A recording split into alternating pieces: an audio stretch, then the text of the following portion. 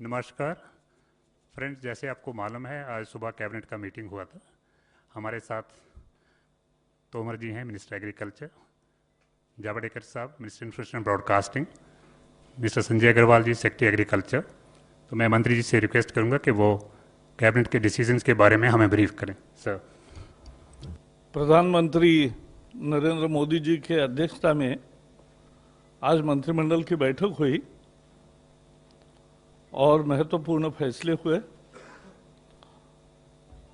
सबसे पहला फैसला यह है कि प्रधानमंत्री गरीब कल्याण अन्न योजना जो है, प्रधानमंत्री गरीब कल्याण अन्न योजना के तहत पिछले 3 महीने अप्रैल, मई और जून में 81 करोड़ लोगों को प्रति व्यक्ति हर महीने 5 किलो अनाज, चावल या गेहूं, और एक परिवार को 1 किलो दाल, ये पिछले 3 महीने में लगातार फ्री मिला। जो 2 रुपए और 3 रुपए में अनाज मिलता है वो मिलता ही रहा कंसेशनल रेट में, लेकिन ये मुफ्त मिला। और इसका मतलब 3 महीने में हर प्रति व्यक्ति 15 किलो अनाज और 3 किलो परिवार को दाल, ये पिछले 3 महीने में मिला। प्रधानमंत्री जी ने घोषणा की कि इसका विस्तार करेंगे। आज उसको अमली जामा पहनाया है मंत्रिमंडल ने। जुलाई, अगस्त, सितंबर, अक्टूबर, नवंबर, 5 महीने अब ये योजना चालू रहेगी, जिसमें 5 किलो प्रति व्यक्ति 81 करोड़ लोगों को 5 किलो प्रति व्यक्ति मुफ्त अनाज मिलेगा और 5 किलो 5 महीने में पकड़ेंगे तो 5 किलो चना मिलेगा और 25 किलो अनाज मिलेगा। 25 किलो अनाज प्रति व्यक्ति मिलेगा, 5 किलो चना एक परिवार को मिलेगा। ये इसके लिए पहले जो 3 महीने का काम हुआ, इसके लिए 120 लाख टन, 1 करोड़ 20 लाख टन इतना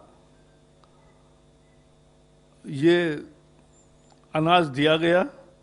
अब जो बड़ी 5 महीने की योजना है तो 203 लाख टन, यानी 2 करोड़ 3 लाख टन इतना अनाज दिया जाएगा। और दाल पहले 4,60,000 टन दी गई, अब 9,70,000 टन चना दिया जाएगा। इस योजना का खर्चा 1,49,000 करोड़ रुपए है और ये पहली दफा इस योजना आजादी के बाद हो रही है कि 8 महीने 81 करोड़ लोगों को मुफ्त राशन मिल रहा है। इतनी बड़ी योजना दुनिया में किसी भी देश की नहीं है और ये योजना बेहद लोकप्रिय हुई, क्योंकि जितना गया इसमें गरीब वर्ग भी है, निम्न मध्यम वर्ग है, रोजंदारी पर काम करने वाले लोग हैं, स्वयं रोजगार जिनका है वो सब लोग हैं। तो ऐसे सभी लोगों को ये लाभ मिला है। और जो प्रवासी मजदूर है, प्रवासी मजदूरों को भी, क्योंकि उनके राशन कार्ड उनके पास नहीं होते या वो अपने घर से, फैमिली से दूर है, तो उनके लिए भी 5-5 किलो अनाज का घोषणा किया था और इसमें 64 लाख टन इतना अनाज दिया गया, 8 लाख मीट्रिक टन दिया गया। और ये अगस्त तक अब मिलता रहेगा, जिनको नहीं मिला है या जो लोग वापस आए उनको यह अगस्त तक मिलता रहेगा. So friends, in a biggest scheme of helping the needy, Prime Minister announced this Garib Kalyan Anna Yojana, and in this scheme 81 crore people are given free ration for 8 months now, from April to November. It was never done, unprecedented, and it cost Exchequer 1,49,000 crore rupees, and in which every month each person got 5 kilo of food grain, and also every family received 1 kg of dal, and now it will receive 1 kg of chana. And even the migrant laborers were also included at the latter stage, and they have also got ration, free ration. Now those who have returned will also continue to get, because where they are now, they are already getting free ration. If they return and come, they will also get free ration. दूसरे एक महत्वपूर्ण निर्णय में जो उज्ज्वला के gas लेने वाली 7,40,00,000 महिलाएं हैं, उन 7,40,00,000 लोगों को 3 सिलेंडर फ्री देने का ऐलान किया था. लेकिन आपको पता है, हर महीने 1 सिलेंडर सबको लगता ही है, ऐसा नहीं. इसलिए पहला सिलेंडर तुरंत लोगों ने लिया, अनेक लोगों ने दूसरा भी लिया, लेकिन तीसरा तुरंत 3 महीने का पीरियड में नहीं लगा है. तो अब सितंबर के अंत तक ये 3 सिलेंडर जो जून में खत्म होने वाले थे, उसके जगह वो सितंबर तक उसको अवधि बढ़ा दी गई है, ताकि उनको मिले. इसके लिए 13,500 करोड़ रुपए खर्च आएगा. सरकार ने और एक कार्यक्रम किया था, उसका भी विस्तार किया है कि जो छोटे व्यवसाय है, जहां 100 लोग हैं, 100 से भी कम लोग हैं, और जिनके पास उसमें से 90% लोग 15,000 से कम तनख्वाह वाले हैं, ऐसे कर्मचारियों की हर महीने जो 12% प्रोविडेंट फंड जाता है, वो सरकार ने भरा. मजदूरों का भी, कर्मचारियों का भी और मालिक का भी. तो ऐसे 3,67,000 उद्योगों को, एस्टेब्लिशमेंट्स को इसका फायदा हुआ, और 72 लाख लोगों को इसका फायदा हुआ. तो ये बहुत महत्वपूर्ण है. इसके लिए 4,760 करोड़ पहले हुए, वो मार्च, अप्रैल, मई में हुआ, और अब जून, जुलाई, अगस्त और 3 महीने इसका फायदा लोगों को और छोटे एस्टेब्लिशमेंट्स को मिलता रहेगा, जहां 100 से लोग कम है. 15,000 तक की जिसको तनख्वाह है, उसका प्रोविडेंट फंड सरकार भरेगी, और उसके एवज में मालिक का भी हिस्सा, अंशदान सरकार ही करेगी. तो मजदूरों के हितों में उनके हाथ में 12% तनख्वाह ज्यादा आया, और मालिक के भी 12% बचे. तो इसका फायदा हुआ है. एक चौथे निर्णय के अनुसार प्रधानमंत्री आवास योजना में, जैसे आपको पता है, शहरों में कुछ घर बन के तैयार है. अन्य योजनाओं में 107 शहरों में 1,08,000 छोटे मकान, यानी 1 बेडरूम किचन, इतने फ्लैट्स तैयार है. इन फ्लैट्स को प्रवासी मजदूरों को किराए पर देने का फैसला किया है और अभी 1,08,000 तैयार है 107 शहरों में, यानी एवरेज पकड़ोगे तो 1,000 हर शहर में है। वहां की कॉरपोरेशन किराए पर देगी और दूसरा भी उसका हिस्सा है कि किसी की व्यक्तिगत जमीन है या कॉरपोरेशन अपनी जमीन पर कुछ करना चाहता है, सरकार अपनी जमीन पर करना चाहती है, तो यह आवास योजना चलेगी और उसके लिए 50% FSI या FIR कहते हैं अलग अलग शहरों में, तो फ्लोर स्पेस इंडेक्स कहीं 1 होता है, कहीं 2 होते हैं, कहीं 3 होता है, वो 50% ज्यादा मिलेगा। कल्पना यह है कि लाखों घर बने और पहले चरण में और 1,15,000 घर ऐसे बनेंगे जो 1 बेडरूम किचन होंगे और उसके साथ साथ पहली दफा 6-6 लोगों के लिए डॉर्मेटरी भी बनेगी। आपको मालूम है अनेक कर्मचारी, अनेक मजदूर एक रूम में 8-8, 10-10 मजदूर रहते हैं, उसके जगह 3 पायदान पर उनको ठीक रहने की व्यवस्था हो तो ये डॉर्मेटरीज भी बनेंगे और ये भी 1,35,000 लोगों को अकोमोडेट करेगा। तो कुल मिला के आज की योजना है वो लगभग 4 लाख के आसपास लोगों की व्यवस्था करेगी, 3.5 लाख लोगों की। लेकिन ये स्कीम लगातार चलती रहेगी, ये बढ़ती रहेगी और इसमें 25 साल की ये एक तरह से उसको किराए पर मिलता रहेगा और मजदूर बदलेंगे तो भी किराया का नाम नया आएगा। तो ये काम पर जो मजदूर आते हैं उनके लिए ये एक व्यवस्था, किराए पर मकान नहीं मिलता था, सस्ता नहीं मिलता था, अब सस्ता मकान मिलेगा।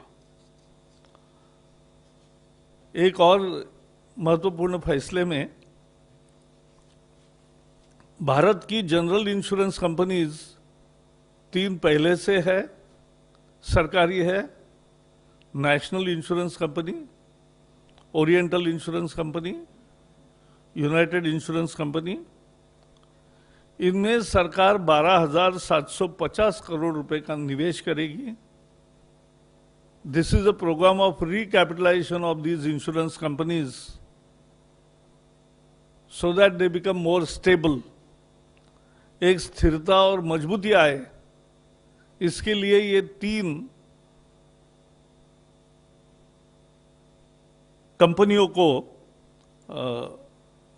निवेश उसमें, यानी उनको जो कैपिटल है उसकी रिकैपिटलाइजेशन की योजना में उनको मदद मिलेगी। अंत में आज मेरे साथ तोमर जी है, क्योंकि कृषि क्षेत्र के लिए इस आत्मनिर्भर भारत के पैकेज में बहुत बड़ा हिस्सा है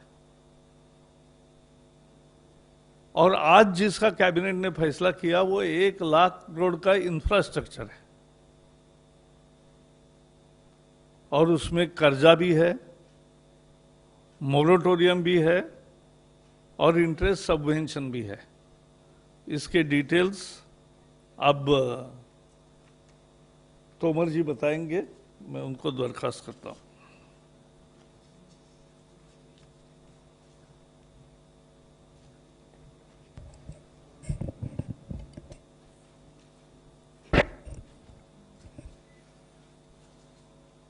बहुत धन्यवाद प्रकाश जी।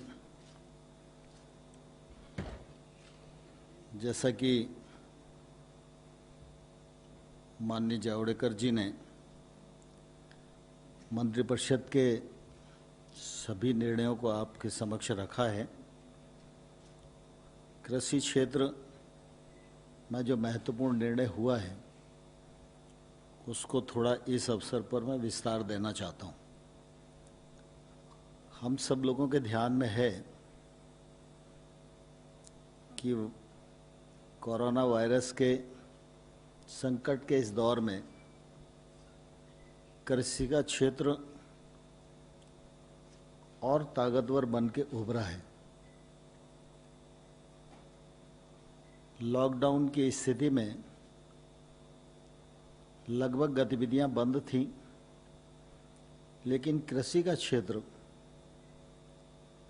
अपनी गति से काम कर रहा था और किसानों ने किसी भी प्रकार से इस क्षेत्र में नुकसान होने का अवसर प्रदान नहीं किया। अगर हम रबी की फसल की दृष्टि से देखेंगे तो गत वर्ष 144 मिलियन टन पैदावार हुई थी और इस बार 152 मिलियन टन पैदावार हुई है और खरीफ की बुआई अभी चल रही है। लेकिन बुआई का आंकड़ा भी अगर हम देखेंगे तो इस बार 432.97 लाख हेक्टेयर में बुआई हो चुकी है।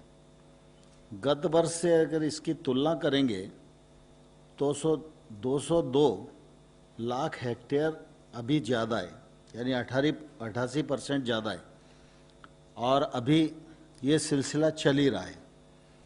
कुल मिला के रबी में पहले से अधिक पैदावार करना, उसका उपार्जन करना, बाकी सारी व्यवस्थाएं बनाना और ग्रीष्म ऋतु की फसल हो या खरीफ की फसल हो उसमें भी उत्तरोत्तरी वृद्धि होना, ये कृषि क्षेत्र की ताकत का परिचायक है।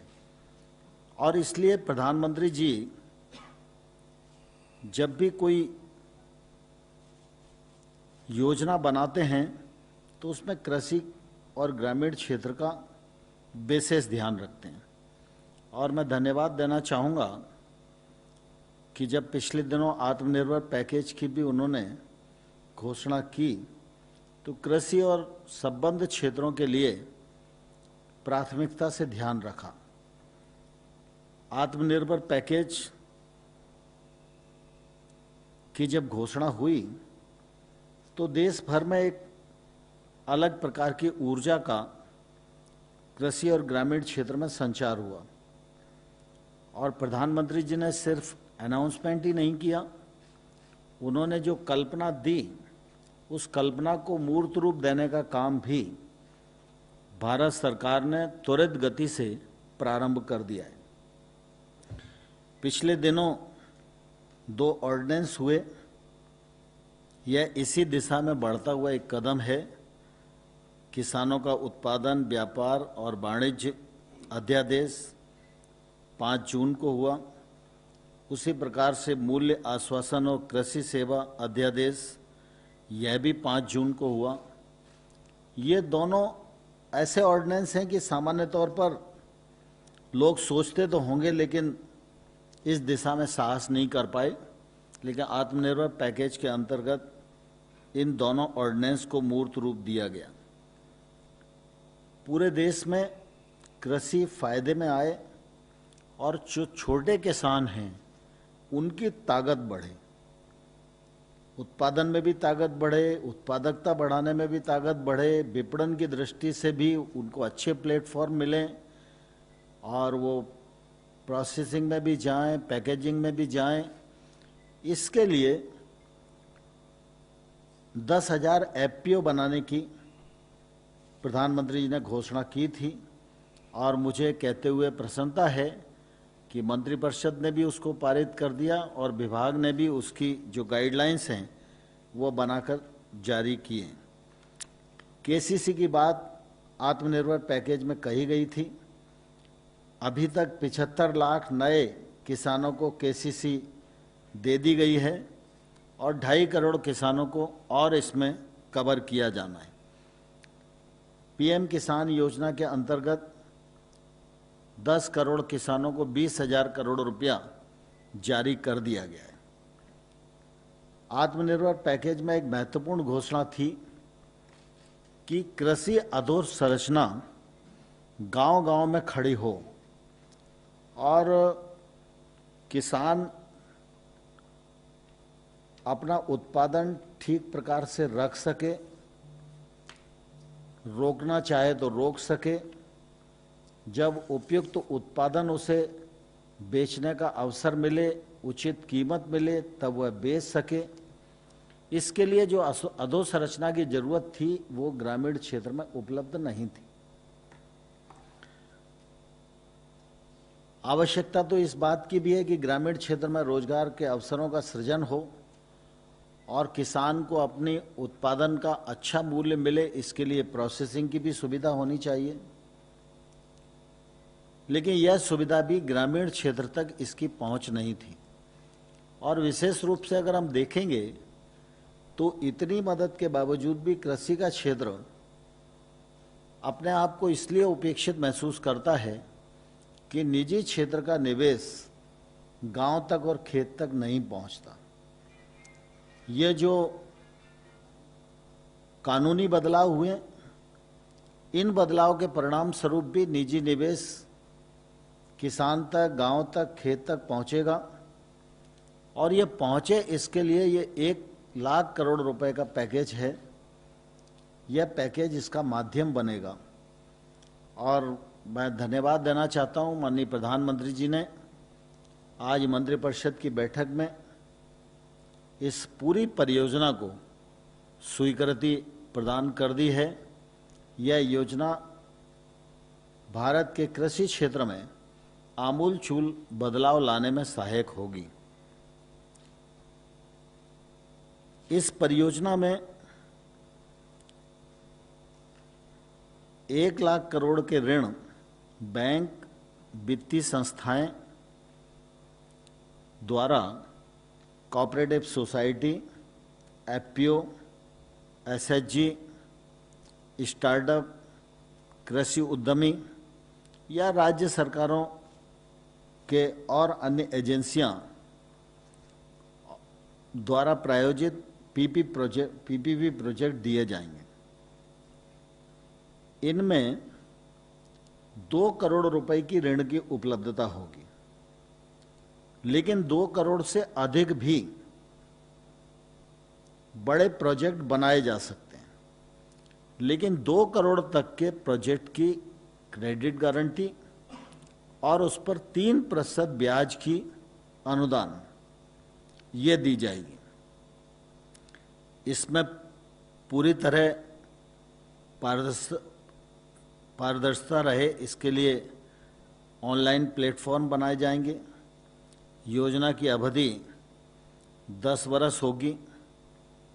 इससे निजी निवेश को निश्चित रूप से प्रोत्साहन मिलेगा और इसमें जो योजनाएं सम्मिलित की गई हैं उसमें कोल्ड स्टोर है, कोल्ड चेन है, भंडारण है, साइलोज हैं, ग्रेडिंग और पैकेजिंग इकाइयां हैं, ई मार्केटिंग पॉइंट हैं, पकने वाले चैम्बर्स, वैक्सिंग प्लांट, ऐसे तमाम सारी योजनाओं को सम्मिलित किया गया है। और हमारी कोशिश होगी कि जो परियोजनाएं इस परियोजना में शामिल हैं उन सबको ठीक प्रकार से लोग नीचे तक क्रियान्वित कर सकें, उनका लाभ किसानों को मिल सके।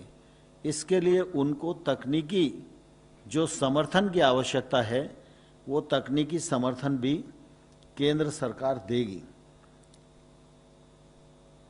इस प्रकार की अधोसंरचना खड़ी होने से निश्चित रूप से किसानों को बहुत फायदा होगा, क्योंकि हम सब जानते हैं कि आज खेती के क्षेत्र में हम बहुत तेजी के साथ कदम बढ़ा रहे हैं।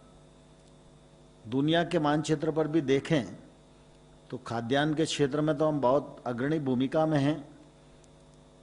कई उत्पादन में हम दुनिया में प्रथम स्थान पर खड़े हैं अथवा द्वितीय स्थान पर खड़े हैं। लेकिन ऐसी परिस्थिति में भी अगर हम देखते हैं तो लगभग 20% फसल अधोसंरचना की अनुपलब्धता के कारण बर्बाद हो जाती है। यह 1 लाख करोड़ का पैकेज इस बर्बादी से किसान को बचाएगा, किसान को अपने उत्पादन का उचित मूल्य मिल पाए यह सुनिश्चित करेगा। नीचे तक प्रोसेसिंग इकाइयां पहुंचेंगी, जिससे कि कृषि उत्पाद के उचित मूल्य की गारंटी भी सुनिश्चित हो सकेगी और दूसरी तरफ गांव में रोजगार के भी बड़ी मात्रा में अवसर सृजित करने में यह सहायक होगी। मैं समझता हूं कि यह पूरा जो प्रोजेक्ट है यह कृषि की अर्थव्यवस्था को सक्षम बनाने के लिए एक ऐतिहासिक परियोजना है।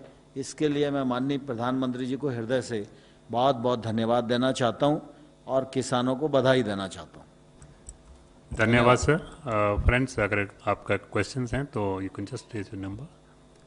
ओके, 40। जावड़ेकर जी, मैं मुकेश कौशिक, दैनिक भास्कर से।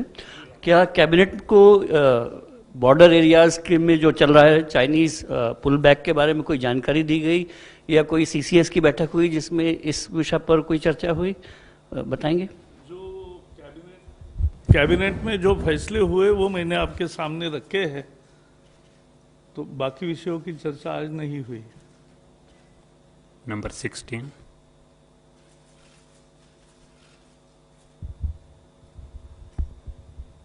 सर, मैं शैलेश यादव हूँ, ANI न्यूज़ एजेंसी से।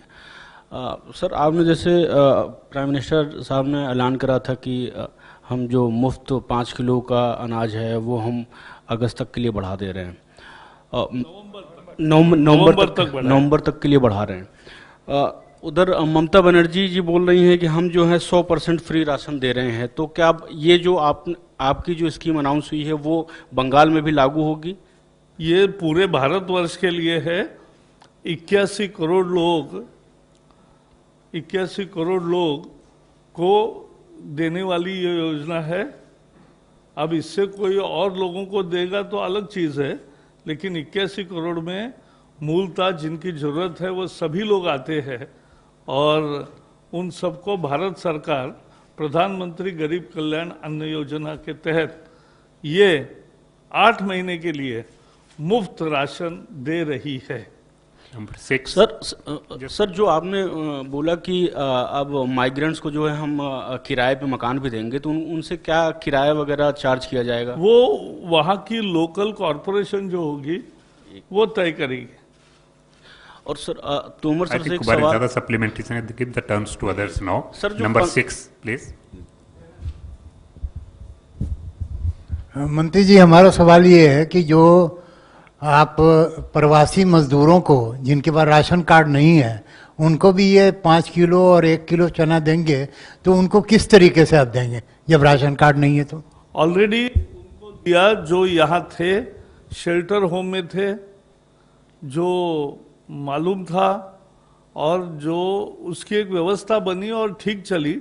और अभी जो लोग वापस आ रहे हैं, क्योंकि उनके पास फिर भी आने पर रेशन कार्ड नहीं होगा, अभी पोर्टेबल रेशन कार्ड होगा, तब ये समस्या नहीं रहेगी, लेकिन ये अभी भी मिलेगा, आइडेंटिफाइड है।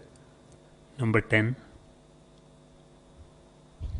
So this is a different question from the cabinet briefing. So I today think, there is an पहले तो investigation which has cabinet been के launched questions जो हैं, let us against the place the Gandhi question on the family. cabinet first. How significant it is, because this is a government probe which has been launched against the Gandhi family, and what does the government derive out of this particular investigation? मुझे आप समय लेके जरूर मिलिए, मैं आपको सारे सवालों के जवाब दूंगा। Number 36. Yeah, Mr. Javadekar, you said that some of the migrant labor are returning to the cities. Yeah. Has the government any monitoring of the number of people returning? And No. what is the grain you provide the migrants? All the returning trains are full, and therefore people are returning. They have their own arrangement with the owner or contractor or the employment provider and companies, and they are returning because they wanted to be with their family. Now many are returning, many are doing. Achha, those who are in these rural areas, stayed in their family, they get job under Manrega. So they get job earning 202 rupees minimum. And as per the region, it changes. 154.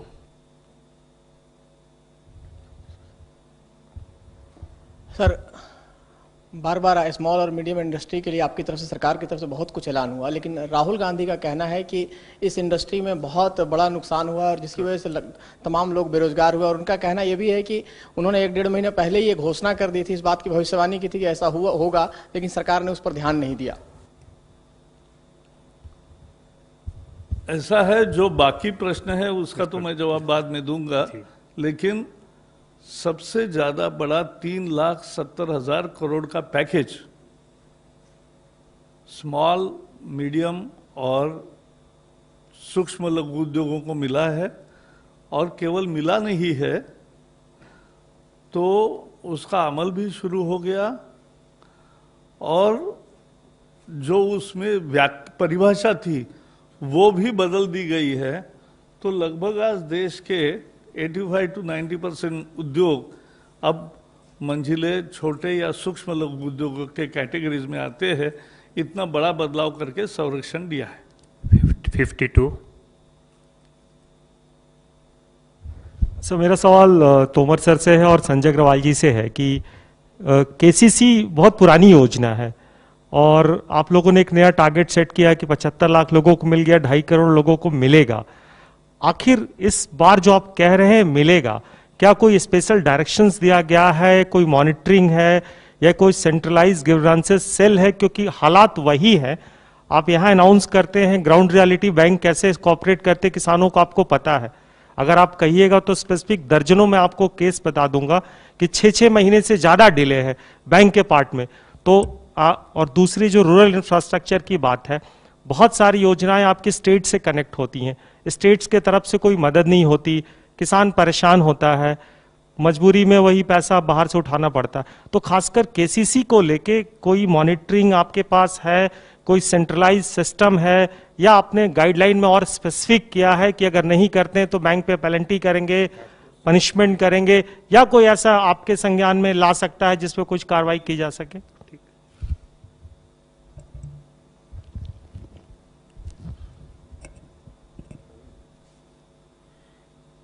किसानों को credit card मिले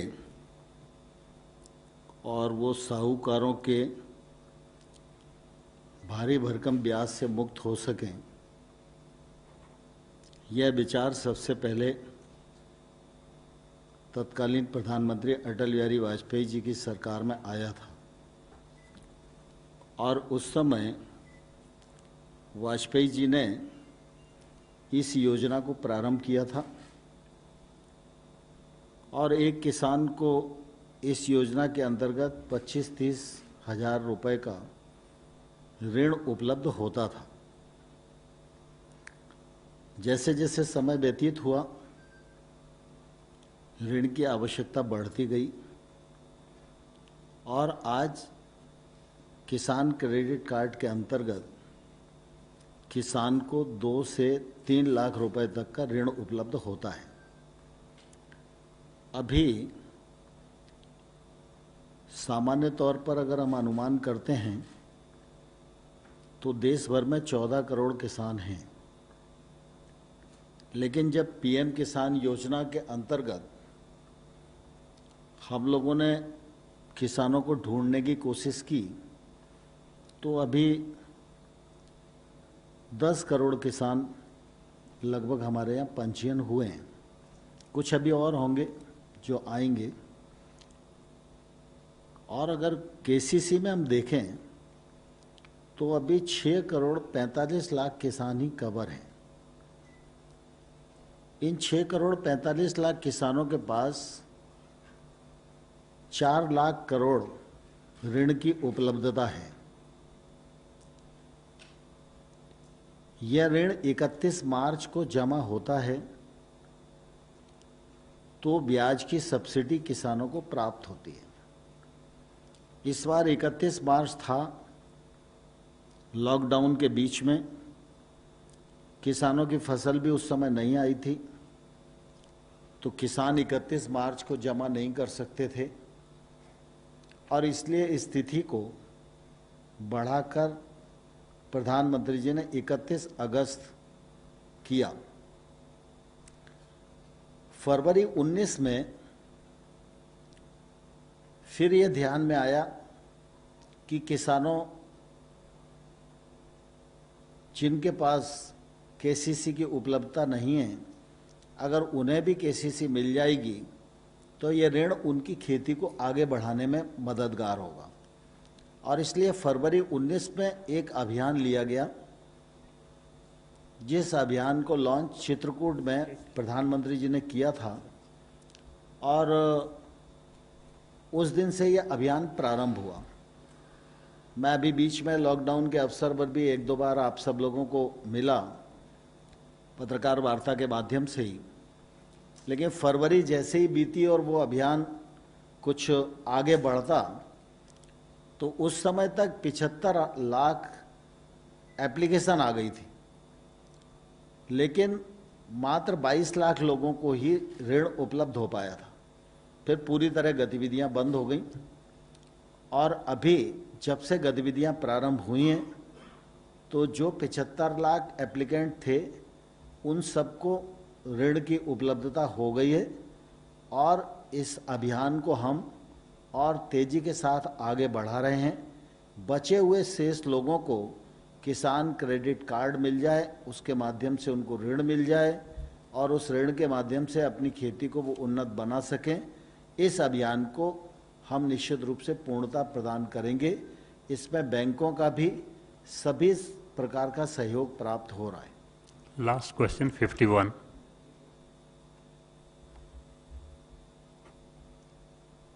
sir, मैं नीरज पांडे हूँ ABP news से। मेरा सवाल ये है कि जो आपने कहा कि लाखों मजदूरों को घर दिए जाएंगे, डॉर्मेट्री दी जाएगी, तो उसका प्रोसेस क्या होगा और क्या उसका रेट निर्धारित हुआ है केंद्र सरकार की तरफ से या कॉरपोरेशन ही उसका किराया भी निर्धारित करेगी? देखो, हर शहर के विभिन्न शहर विकास योजनाओं में जो घर बने हैं उसकी स्थिति जब जायजा लिया तो 1,08,000 ऐसे मकान तैयार है जो अभी अलॉट नहीं हुए हैं। तो जो प्रवासी मजदूर आते हैं, किराए पर आज मिलने की बड़ी दिक्कत आती है और किराया बहुत ज़्यादा होता है, तो कम किराए पर उसको अफोर्डेबल हाउसिंग कैसा मिले, ये उसकी मूल योजना है। और उसके लिए ये तो जो तैयार है उनके बात की, लेकिन जो तैयार नहीं है वहाँ सरकार ने एक बड़ा फैसला लिया है कि 50% ज़्यादा एफएआर देंगे, उससे बांधने वाले को प्रोत्साहन मिलेगा, क्योंकि उसने कुछ क्षेत्र एफएआर का तय किया तो उसको ज़्यादा मकान बनेंगे और वो मिलेंगे। मजदूरों को काम के आसपास रहने की व्यवस्था होनी चाहिए। ये कोविड का मुझे लगता है सबसे बड़ा सबक सबको है, सारी दुनिया को मिला है। और इसलिए अगर नज़दीक रहना है तो जैसे कॉलोनीज होते हैं वैसे कोई भी अपने ज़मीन पर या दूसरे ज़मीन पर करेंगे तो उनको ज़्यादा एफएआर मिलेगा, एफएसआई ज़्यादा मिलेगा। और उसके साथ जो किराया है वो प्राइवेट में जो बांधेगा वो तय करेगा, लेकिन जो सार्वजनिक है, जो नगर निगमों का है, वो नगर निगम तय करेगी। Thank you sir, thank you very much friends.